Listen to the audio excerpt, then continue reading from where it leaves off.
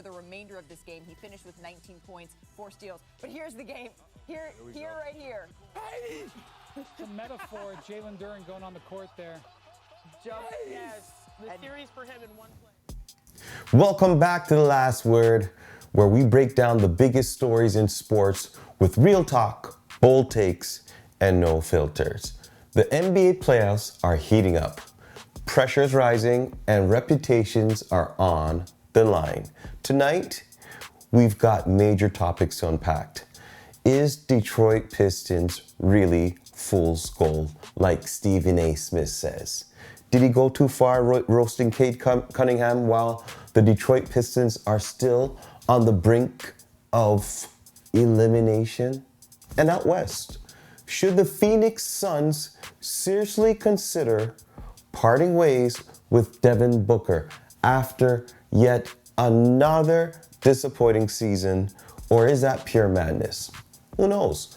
We're talking playoff, pressure, franchise direction, superstar accountability, and what comes next for teams at a crossroads. This is The Last Word. Let's get into it. The Pistons are on the brink of elimination, and Stephen A. is calling them fool's gold.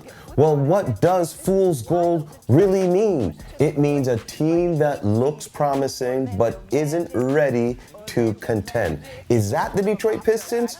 They're a good regular season team, good energy during the regular season, but they're not built for the playoffs. They're not built for playoff success. Let me ask you this question. Is Detroit ahead of schedule, or are they overrated? Are the Pistons actually a success story? I don't know. They got a young core, which has been improving. They've got competitive culture. If they made the playoffs, not just the play-in, they made the playoffs as the number 1 seed. So you could say sometimes growth matters, and sometimes it's a lack of playoff experience. I doubt that. I don't want to give the pass to the Detroit Pistons and say that they have lack of playoff experience. They're playing the Orlando Magic. Young teams often struggle late in games. Yes, that is true. But does the Detroit Pistons look like they should struggle late in the games? I mean, they were the number 1 seed in the Eastern Conference. This doesn't make sense. But let me tell you this, what is making sense? Cade Cunningham. We realize as you pressure the basketball, you expose his weakness. This man has 24 turnovers in just 3 games. He looks like he needs some veterans on that bench that can tell him, hey, young fella, you're going to have to learn how to protect the ball. And let's talk about the coaching, the front office culture. Do they need one more star? Do they need better coaching?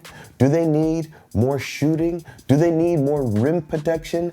Do they need some more bench? I don't know what they need, but they need something, because I'll tell you, they look sluggish. They should have had that game, but Desmond Bain brought out his boys. We saw John Morant, we saw Jared Jackson Jr., and they sat down and they enjoyed this game because they saw their young friend put on a show, and put on a show he did, along with Pablo. We all had questions about Pablo. Everyone's ready to talk Pablo, that he's not ready for the big moment. He's not that guy, but guess what?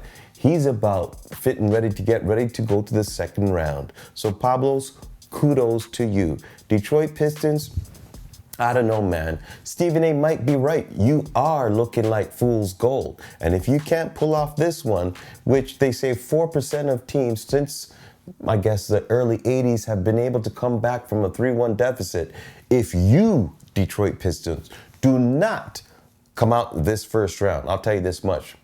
They're going to have to make some changes just because it's evident. You don't got what it takes. It's not playoff experience. It's not that you're a young team. You were the first overall team in the Eastern Conference. You know how to play basketball. Bottom line is, Stephen A. is right. You are fool's gold. You are fool's gold. Fool's gold might be a little bit harsh, Stephen A. So I'm going to retract this and I'm going to ask the question. Is Cade getting unfair blame?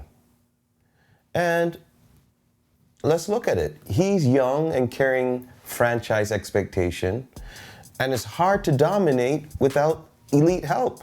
He doesn't have any help. And let's be honest, one player can't fix everything. So you have some real questions. Can Cade do it all by himself without real superstar elite help? That's a question. But let's also look at the other side of things.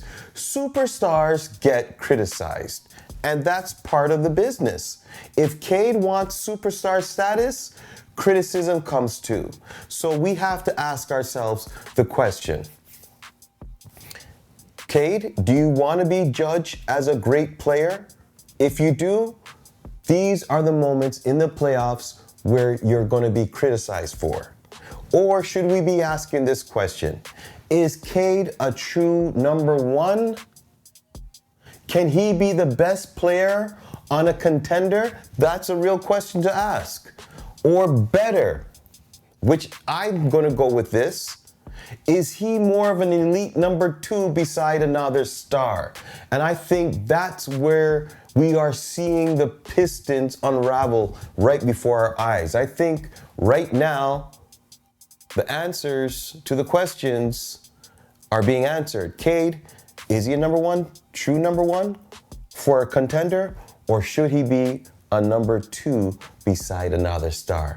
And with all these mistakes that Cade's been making, with all the holes and all these different things that you're seeing that the Detroit Pistons are being exposed, I think we know.